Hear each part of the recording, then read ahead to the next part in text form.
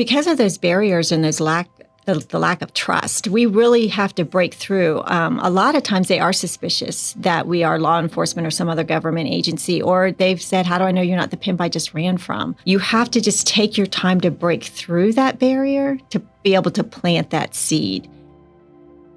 This episode is brought to you by Kids Not For Sale, an organization that is dedicated to protecting children from sexual abuse in the state of Nevada. For more information about this organization or how you can help get involved, please go to kidsnotforsale.org. Last episode, we began a conversation with Karen, who currently runs our Project Reachout program at the U.S. Institute Against Human Trafficking. Project Reachout, or PRO, is a service that we provide to current victims of sex trafficking, where we actually can respond to online advertisements for sex and ask them if they are in need of help, supplies, services, or prayer. In this episode, we dive a little deeper into how others can become involved in being part of Project Reachout and become engaged in helping end human trafficking throughout the United States. Here's our continued conversation with Karen. I think a fantastic way to start a team is like a church, a small group, or something like that. But how many people would usually be on a team? I would say 3 to 5, because when you send the text, so we ask volunteers to kind of at least have one block of time a week that they can send the text. So set a couple of hours. But the responses come through all day, all night.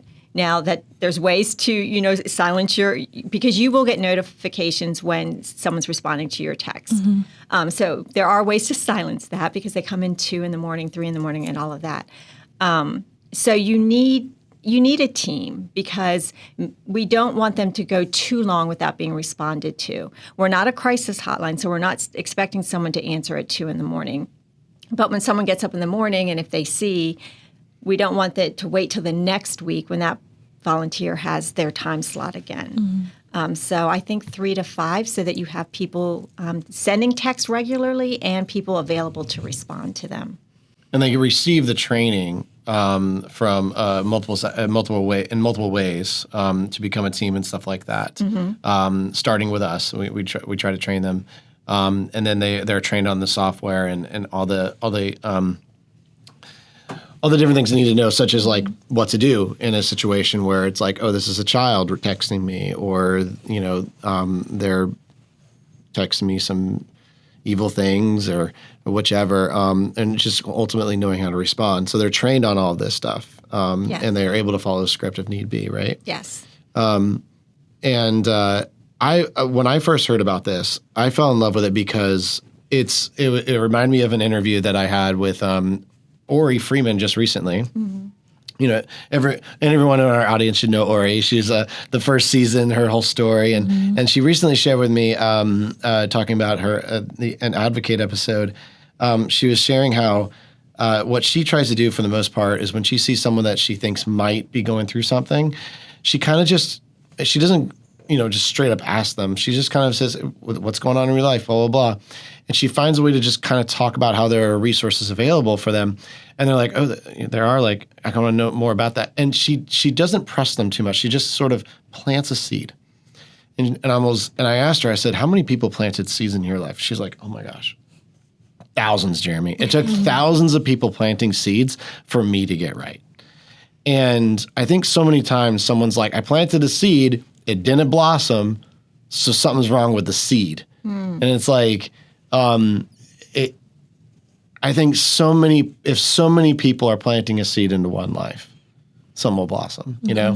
And this gives that opportunity for that to happen, in any kind of way, right? And it's not, we're not trying to preach them. We're like, we got to convert this person as long as they're responding. Got to tell them about Jesus and all that. Like what? And while we really do want them to know Christ, what is the reason we don't start off that way? Because of those barriers and the lack of trust, we really have to break through. A lot of times they are suspicious that we are law enforcement or some other government agency, or they've said, how do I know you're not the pimp I just ran from? And if someone else is looking at their phone, some of those will constantly be pursuing you to set up a time with them. And you have to just take your time to break through that barrier to be able to plant that seed. We're not looking to ask them a lot of personal questions right now because we're not the agency that's going to take them to that next step in their story. That's going to hopefully be where we're going to refer them to. And we don't want them to have to tell their story too many times. So we want to build enough relationship with them that they earn trust with us to allow us to then give them some organizations. At the very least, we try to end our text with giving them. The U.S. Institute has a separate web page for Project Reachout. We actually, on that web page, call it Providing Resource Options. We don't even call it Project Reachout.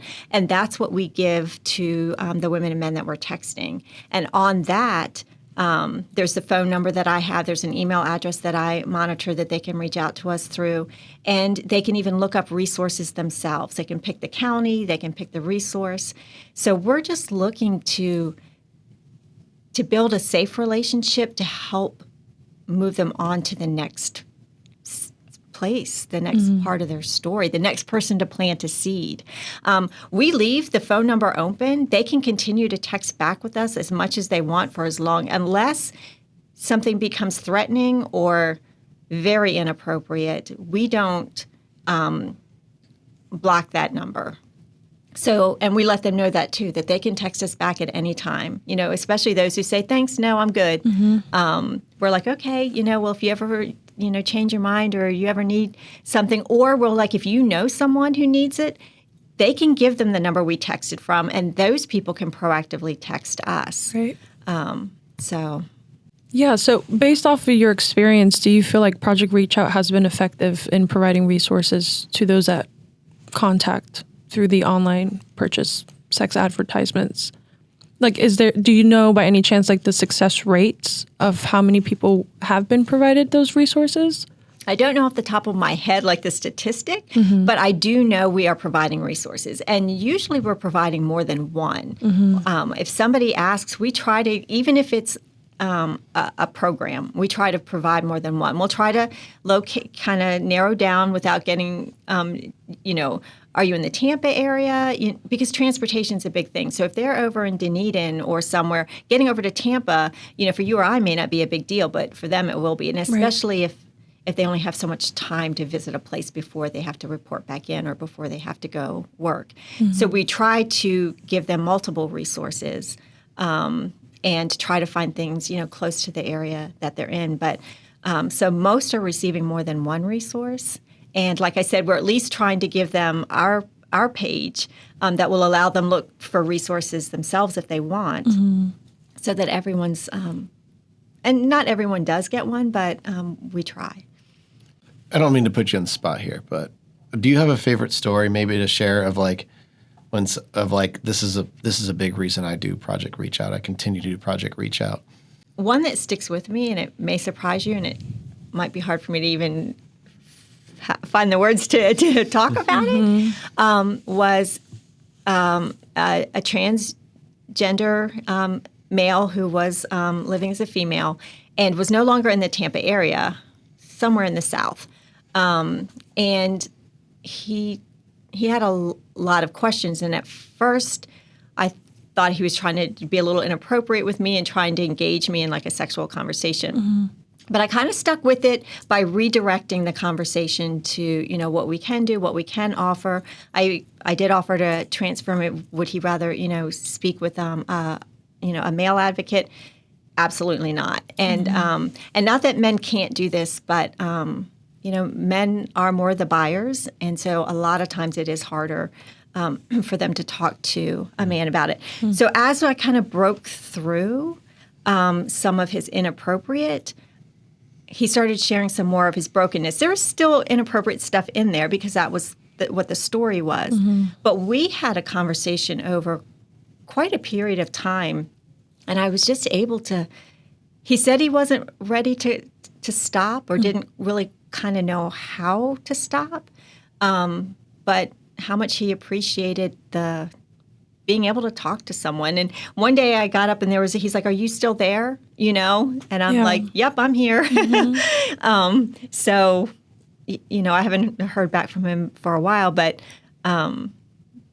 So, yeah, because I think I saw the impact of not being so shocked by some of his initial things, not engaging him in that conversation. So there, you do have to have training and have to know how to kind of keep redirecting it. Nope. Right. To navigate through that. Yes. Correct. Nope, we're not going to talk about that.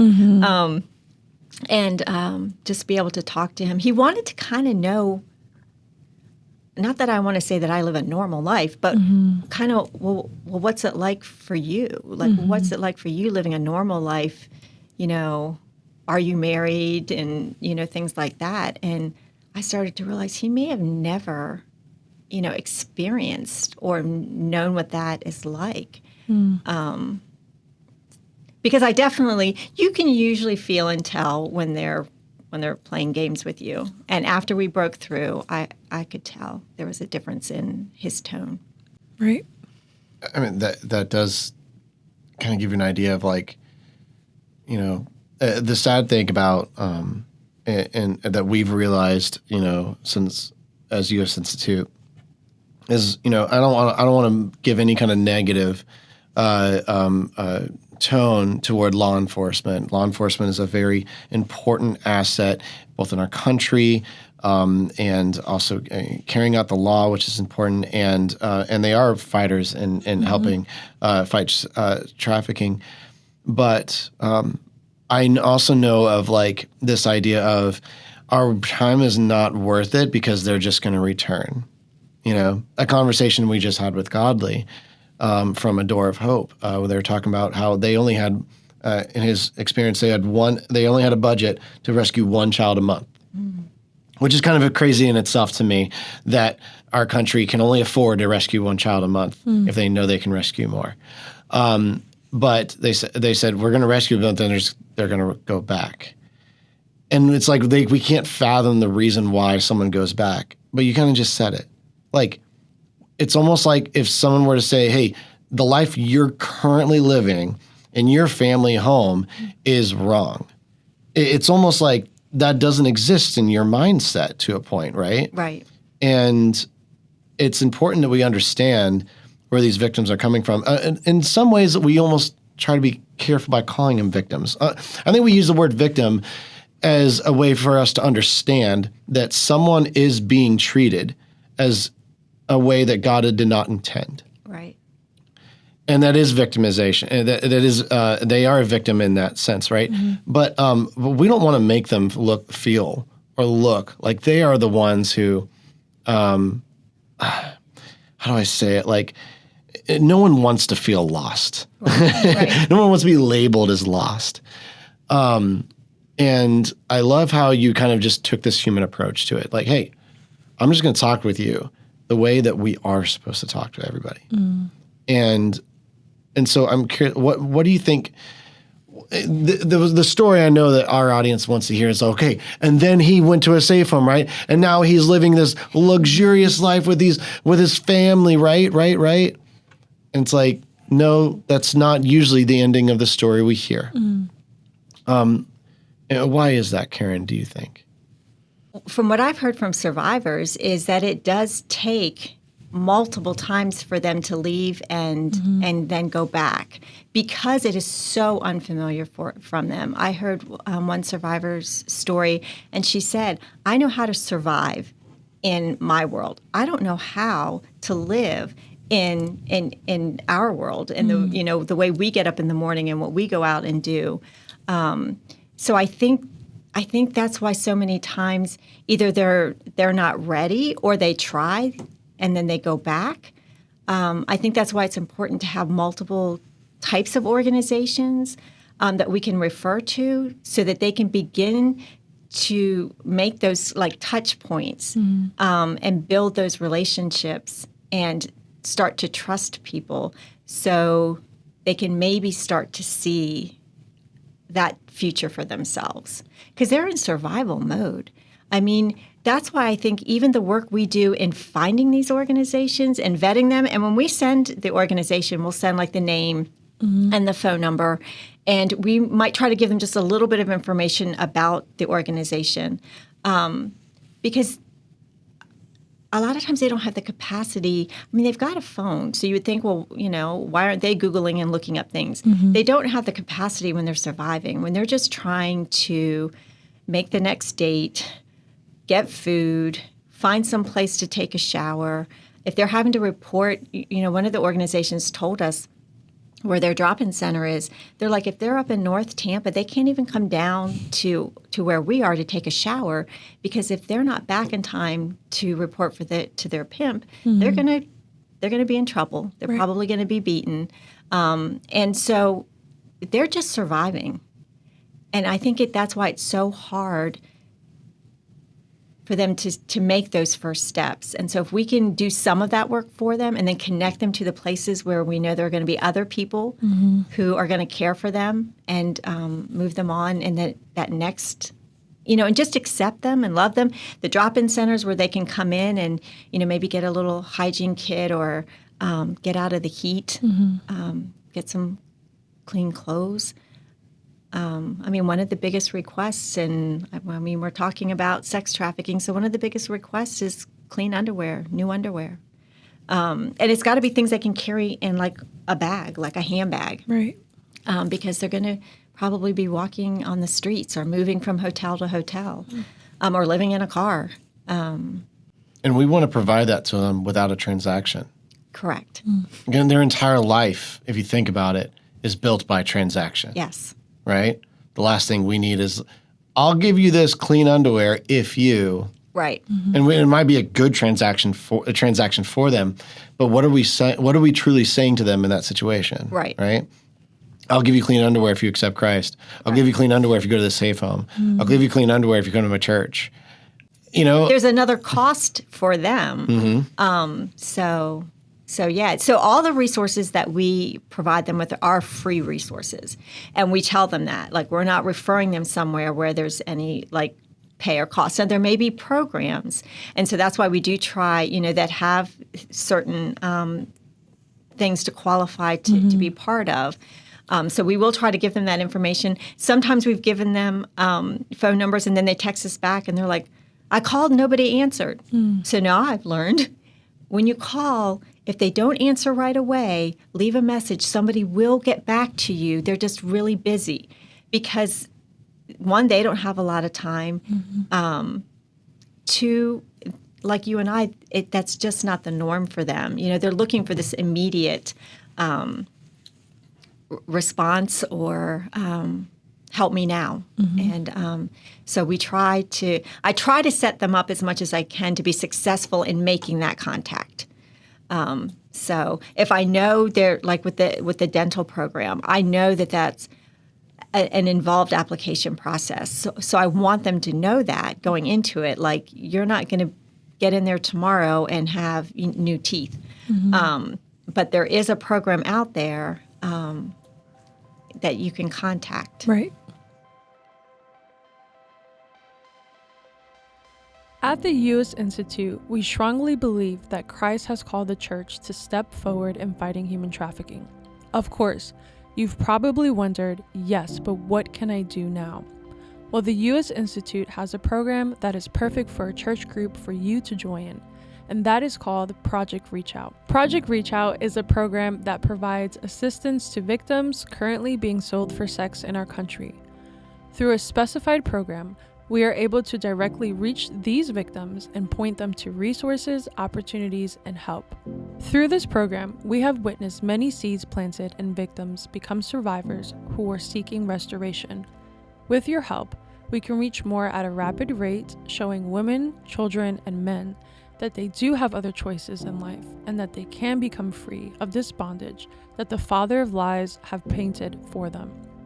Join us by signing up at usiaht.org/abolitionists and make sure to mention in the sign-up form that you are interested in Project Reachout.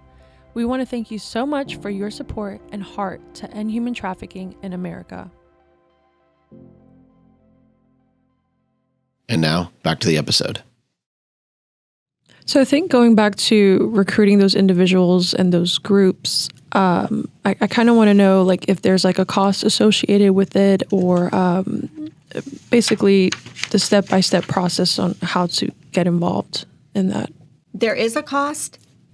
So with our individuals that come onto our team, we do background checks, and then obviously we're paying to have the fee associated with that software program. So there's some small costs coming onto our team. If you are coming on and wanting to start your own team through your church, there is a cost. I think it's like about $200 a month to license that software program, and then there's training cost associated with that. So I think it's really relatively a minor cost for what you're getting. When you see the text program and how it comes up, you set the parameters of what you want to text. So how many people you want to text and how many miles of the zip code.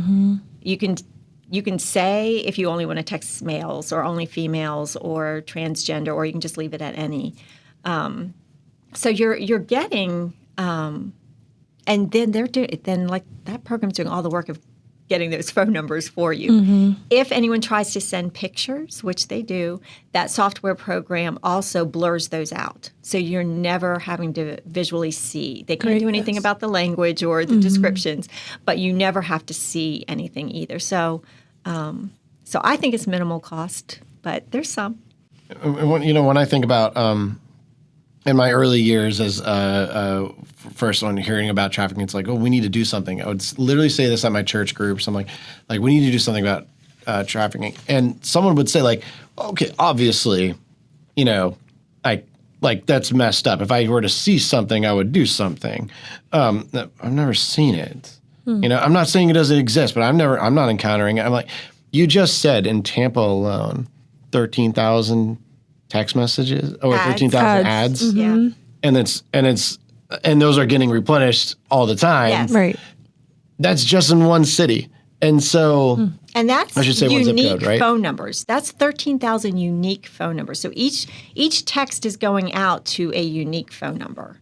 Wow. And so it's almost like I would say in this situation and to that person, like, just because you're okay, so I guess oxygen doesn't exist. At the end of the day, what we're saying is like with a cost associated with possibly doing this, it's like, hey, how much do you give? How much do we spend to do like one missions trip, right?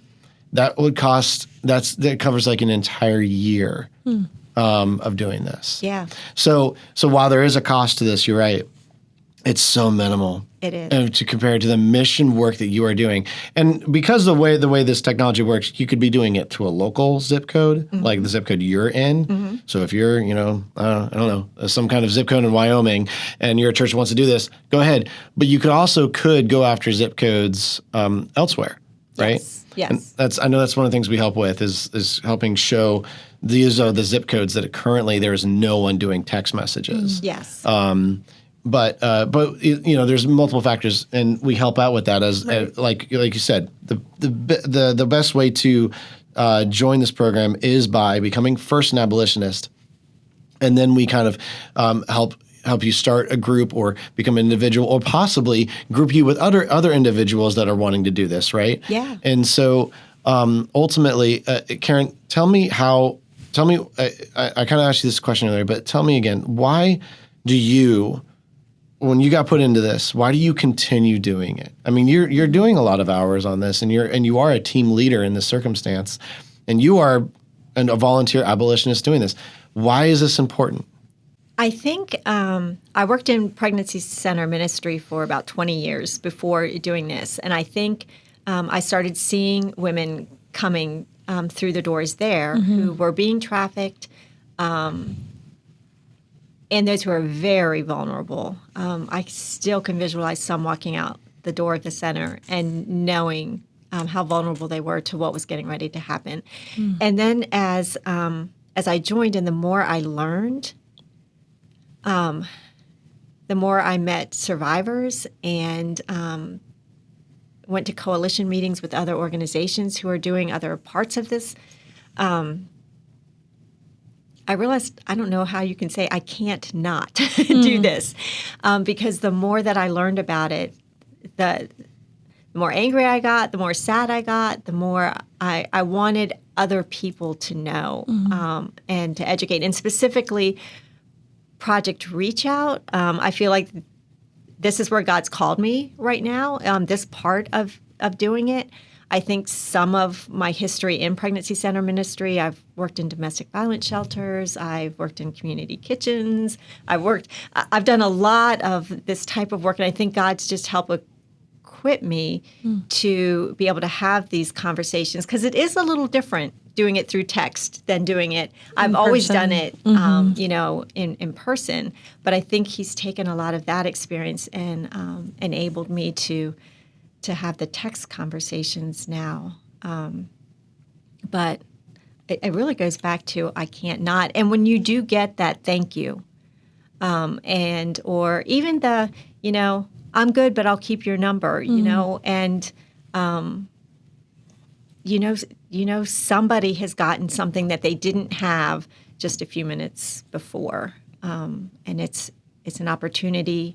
And it's to know that there are people out there. And you're breaking down just one little brick at a time, just to say there is someone who cares. Yes.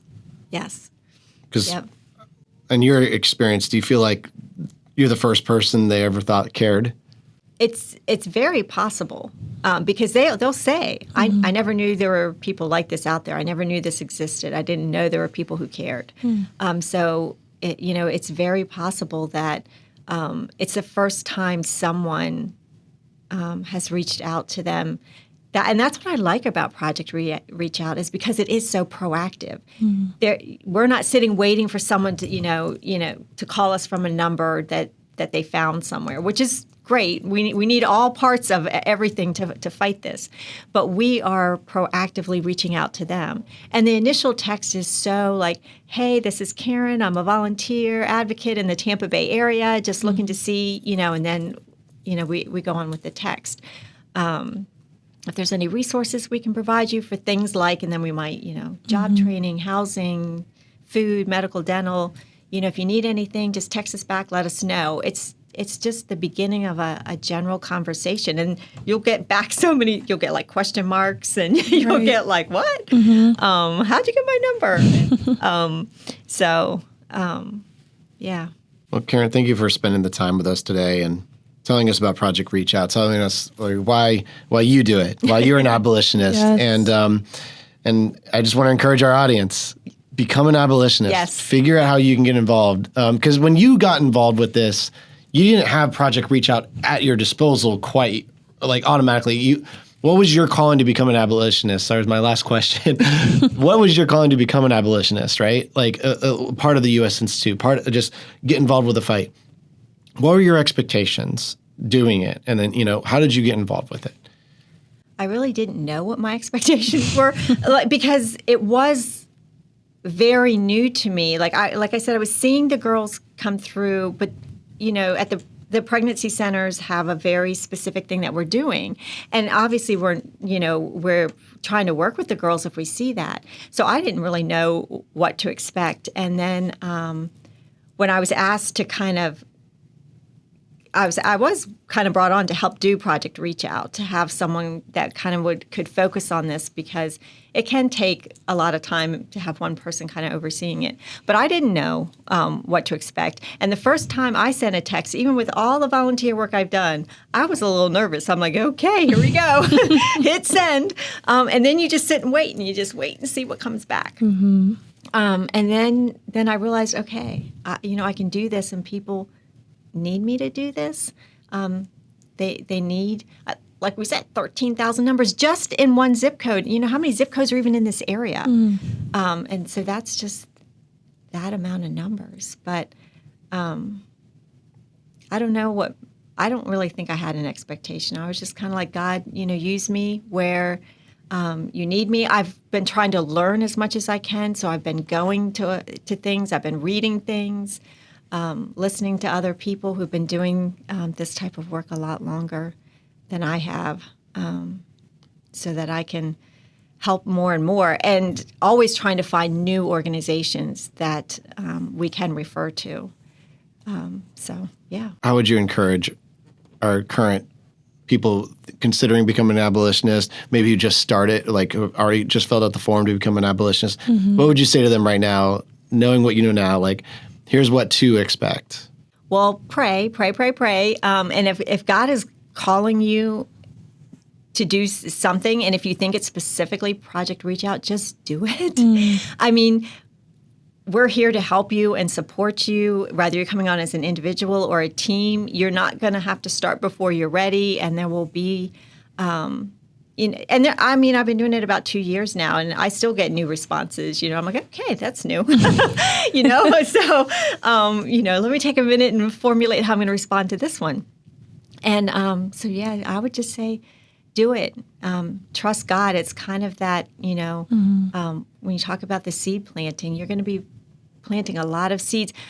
I would even say sometimes before we can plant the seeds, we got to pull out all the weeds. I mean, there's a lot of that's some of the initial things they say. You got to kind of dig through and pull out some of that, and then you can plant that seed, and then trust God. What He's going to do with it, even if we don't see it. It's that, deserts, streams in a desert, right. And the new thing that He wants to do. Karen, thank you so much. Thank you.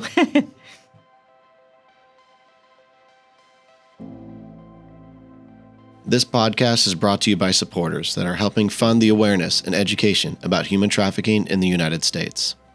In this episode, we would like to thank Elder Naharo, Christina Benedict, Amanda Dumas, and, my apologies if I mispronounce this name, Katia Ventura D'Amito. If you would like to help support the Trafficking Free America podcast, which is brought to you by the U.S. Institute Against Human Trafficking and Kids Not for Sale, please click on the link below in our description.